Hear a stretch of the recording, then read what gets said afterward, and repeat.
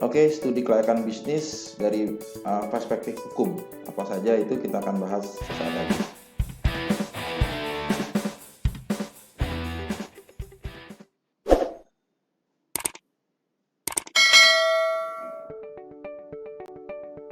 Oke, aspek hukum dari studi kelayakan bisnis. Kita akan memahami dulu apa sih bentuk-bentuk badan usaha ya, karena dari sisi legalitas secara aspek hukum masing-masing mempunyai bentuk badan usaha yang berbeda ya. Yang pertama adalah perusahaan perseorangan ya. Jadi perusahaan perseorangan yang bentuknya pribadi ya, dan baru-baru ini yang menjadi ramai dibincangkan jadi dari Kementerian Hukum dan HAM. Jadi untuk legalitas badan usaha ini kita terregister di dalam Kementerian Hukum dan HAM ya. Dan sekarang diperbolehkan PT itu ya, tadinya hanya boleh minimal 2 orang, yaitu komisaris dan direktur. Sekarang boleh 1 orang saja yang merangkap ya. Dan itu baru di bulan-bulan ini ya, terkait dengan perusahaan perseorangan. Ya, sebelum-sebelumnya perseorangannya itu ya berarti dia tidak punya badan hukum ya, mungkin dia hanya punya MPWP pribadi gitu. Oke, nanti kita akan bahas bentuk-bentuk, kita bahkan bahas dulu bentuk-bentuknya. Nah, selanjutnya lagi firma ya. Ada firma ya, namun jarang kita temukan ya. Namun ada jenis firma ini. Kemudian ada persekiratan komoditer atau CV. Ya, CV ini umumnya ini berkorelasi terhadap pribadi. Ya, jadi bedanya CV sama PT, kalau CV ini secara alokasi biaya masih campur dengan harta pribadinya si owner, si pemilik. Nah, itu CV gitu. Dan PT, nah kita tahu perseroan terbatas. Nah, ini sudah harus membedakan antara laporan keuangannya dengan pribadi dengan perusahaannya. Dan dia nanti ada syarat-syarat yang lain yang bisa kita akan lihat di ketentuannya. Ada KBLI-nya. Jadi dia bermain di bidang apa? Jadi nggak bisa semua bidang. Jadi apakah KBL-nya itu apakah kalian bermain di bidang electrical, apakah IT, ataupun IT dibagi lagi perangkat lunak, perangkat keras dan sebagainya. Gitu. Dan selanjutnya ada lagi nomor 5, ini bentuk usaha non profit yang tidak mengharapkan profit, yayasan. Ya, idealnya itu yayasan itu tidak mengharapkan profit gitu kan. Jadi tidak untuk mengharapkan profit, itu yayasan. Kalau 1 sampai 4 ya tentunya mengharapkan profit. Jadi ada istilah lembaga dan usaha non profit. Tidak mengharapkan maksudnya profitnya itu bukan berarti tidak boleh untung, tapi untuk kesejahteraan saja gitu. Yang keenam ada koperasi. Itulah jadi bentuk-bentuk badan usaha. Umumnya kita jumpai adalah PT atau CV yang umumnya kita jumpai ya. Yayasan koperasi juga pernah kita jumpai. Ya. Nah, nanti ini dari sisi bentuk badan usaha, belum bentuk sisi pajaknya ya. Jadi kalian setelah masuk ke badan usaha, nanti kalian masuk ke mendapatkan namanya MPWP ya. MPWP itu kan sekarang yang bukan terbaru ya, mau diajukan adalah berdasarkan KTP ya. Dulu terpisah, KTP sendiri, MPWP sendiri, sekarang dipisah. Nah, MPWP kita bagi 2, MPWP terhadap perorangan ya, ataupun terhadap perusahaan ya. Kalau perorangan ya mungkin ada PP 21 saja terkait pajak penghasilan terhadap perorangan, ada juga pajak PPh buat perusahaannya, macam-macam, PP 22, 23, badan 25, 29 dan sebagainya. Ya. Kalau PPN itu 10%, itu wajib untuk perusahaan yang bertransaksi terhadap terhadap antar bisnis gitu. Ya, ada PPN, ada PPh, beda ya. Kalau PPN wajib di semua transaksi 10%.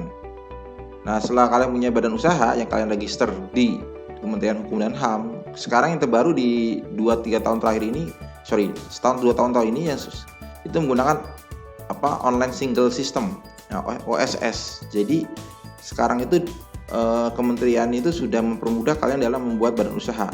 Jadi kalian tidak perlu, saya dulu pengalaman membuat CV itu, saya harus izin dulu RT RW dan sebagainya. Ya, kelurahan, kecamatan, ya izin gitu. Nah, dan nggak boleh di rumah dan sebagainya. Sekarang beda. Sekarang tuh presiden tuh mempermudah gitu kan untuk masalah masuknya ke, jadi ada Kementerian Hukum dan HAM secara legalitas, nanti secara pemodalan ada Menteri Badan Penanaman Modal BPM. Nah, itu kita terdaftar di situ juga. Di situ kita boleh tanpa izin RT/RW. Pengalaman saya bikin PT itu nggak perlu izin RT/RW, beda main dulu. Ya, jadi kita cukup nandain titik mapsnya aja udah, itu jadi bisa dipermudah sekali. Gitu, buat PT itu dipermudah ya, dan online gitu. Yang agak sulitnya nanti adalah akte usahanya. Nah, itu wajib ada pengurusnya gitu. Yang paling kita terkendala nanti di sisi akte. Nanti boleh saya sharing lebih dalam terkait badan usaha, karena saya punya experience, punya pengalaman membuat CV dan membuat PT gitu. Kemudian dari sisi identitas pelaksana bisnis, ada di sisi kewarganegaraan standar ya, karena untuk mengenali ini investor asing ataupun investor lokal. Kemudian informasi bank, nah ini juga banknya apa gitu, karena ketika kalian membuat rekening bank ya, misalkan PT apa gitu, PT Angin Ribut atau PT Maju Mundur dan sebagainya, itu syaratnya kalian harus menggunakan itu tadi, punya akte, punya izin ini dari Kemenham dan sebagainya. Nah, itu adalah informasi bank. Kemudian keterlibatan pidana dan perdata. Nah, ini jadi keterlibatannya dicek apakah kalian ini, tapi ini nggak begitu isu nih. Kemudian hubungan keluarga, ya jangan sampai suami istri, jadi suaminya direktur, istrinya komisaris atau kebalikannya, itu juga nggak boleh, mesti cek ya.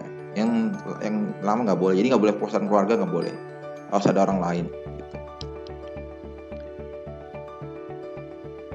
Oke, tadi ini penjelasan lebih detail. Jadi terkait kewarganegaraannya, informasi bank, keterlibatan, dan juga hubungan keluarga. Nah, selanjutnya di sisi aspek legal atau hukum, dan jadi lokasi bisnis ya. Lokasi bisnis yang akan dibangun tidak akan terlepas dari pengaruh-pengaruh yang dapat merugikan perusahaan yang tidak dipersiapkan dengan baik ya. Jadi dari sisi lokasi bisnis menentukan. Lokasi bisnis itu bermacam-macam ya. Ada yang bentuknya adalah lokasi bisnis itu adalah sebagai workshopnya atau pabriknya atau manufakturnya atau perakitannya. Nah, tapi head office-nya itu bisa jadi ataupun administrasi itu nggak di situ. Nah, itu kan makanya ada virtual office juga ada. Jadi perusahaan-perusahaan IT atau perusahaan-perusahaan yang tidak punya workshop, yang bukan bidang manufaktur ataupun bagian develop sesuatu itu tidak perlu melakukan workshop atau punya tempat ini. Bisa jadi dia hanya office. Makanya diperbolehkan virtual office ya. Pernah dengar virtual office? Jadi di perusahaan-perusahaan itu ada yang namanya nyewa. Jadi ada satu tower banyak lantai. Satu lantai itu ada yang namanya suite. Nah, satu suite itu atau jadi istilah suite itu. Jadi satu tower itu banyak lantai ya, lantai liftnya itu berapa, gedungnya berapa. Nah, satu gedung itu ada suite. Nah, suite berapa gitu. Nah, ada kapling-kaplingnya. Nah, suite lagi tadi dibagi lagi ada berapa PT. Jadi satu suite itu jadi banyak PT. Dan itu boleh kayak gitu.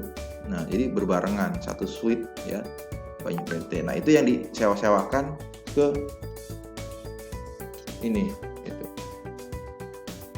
Oke. Itu ya.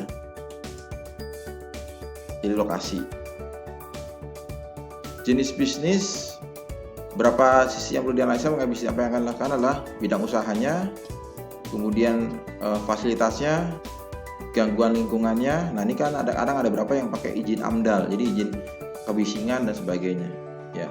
Saya izin dulu break sebentar ya. Ada kan.